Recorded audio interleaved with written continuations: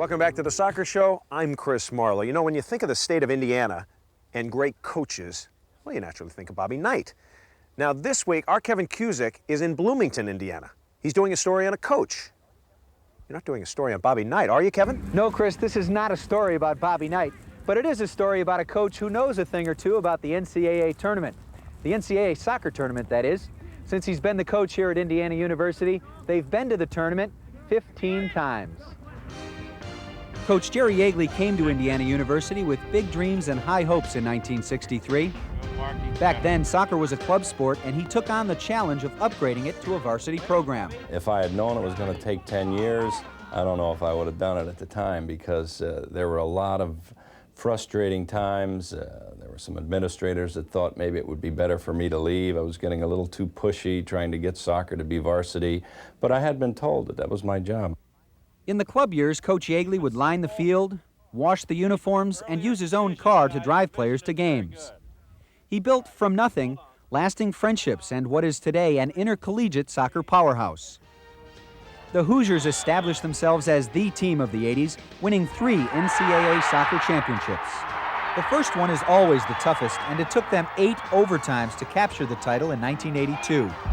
For Jerry Yeagley, a very sweet victory. There he is. It was also special because we had been in the final game 3 times prior to that, and some people were starting to say, well, gosh, you got a little monkey on your back. So we finally got a lot taken care of, and there's no greater thrill than, you know, winning that championship. Most of the same players came back to win it again in 1983. Those guys were a machine. I mean, a tremendous team, and they built over the years. The team in '88 that won the championship really was a special team too, because I think it was an overachieving team. Coach Yeagley is an overachiever also. He's the only 2-time winner of the Division I Coach of the Year award, leading Indiana University to the NCAA championship game 7 of the past 14 years. To me, he's been a strong personal motivator, exceptionally on the field, even off the field. Great personality.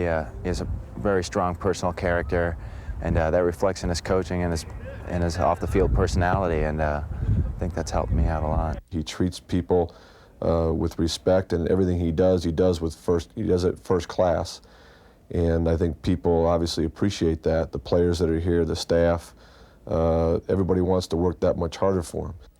He has yet to lose to a Big Ten school, turning even Hoosier basketball loyalists into soccer fans. I'm not sure that I've really had an opportunity to observe anyone develop a sport at an institution as Jerry has developed soccer here at Indiana. Developing great players is what he does, so it's no surprise the top recruit this year at Indiana is his son, Todd. Just having him as a coach, I mean, you're just exposed tremendously. I mean, I couldn't imagine not playing soccer in this family. I mean, it's just everything soccer. I mean, everyone's adopted soccer, and that's the way it's been since all I can remember. Todd and I sit down and we talk about the games that we play. We watch the tapes together. We look at the tapes of recruits. He thinks of himself, I think, probably as part of the staff as well as being on the team. Although he had 18 years to recruit another Yeagley into his program, things became a bit uneasy when it came time to sign. There is an NC2A rule that says that a coach may not talk to a recruit. It's a dead period where they can't talk to them for about 72 hours. And there were times that we'd be sitting around the table and Jerry would say, Marilyn, will you please tell Todd to pass the salt? And of course, they had to talk through me. Support at home is always available from his wife Marilyn and daughter Yvette, but Todd is one of his biggest fans and is certainly mature enough to handle the pressure of playing for his father. He really has a great side of him. I think that helps with him with coaching. I think that's why he's done so well, is his personal traits. He gets along with people, and that's helped me. I've learned a lot of social etiquette from him. He's very warm. He's very honest. He's got a great sense of humor. He keeps us all laughing. The Yeagleys have had lots to laugh about, and they've shed some tears along the way. But that comes with the territory of dreaming big dreams and having high hopes. After several successful seasons, this great coach remains coachable.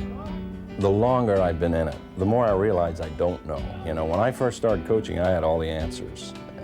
really did. I was the greatest coach going. You just had to ask me. And the longer I've been in it, the more I've realized there's always more to learn. Along with coaching 27 All-Americans here at Indiana University, Coach Yeagley has sent players to the Olympics, the U.S. national team, and the World Cup team. But what could be a greater tribute to his years here at Indiana is the fact that over 20 players and assistants have gone on to coach at the collegiate level.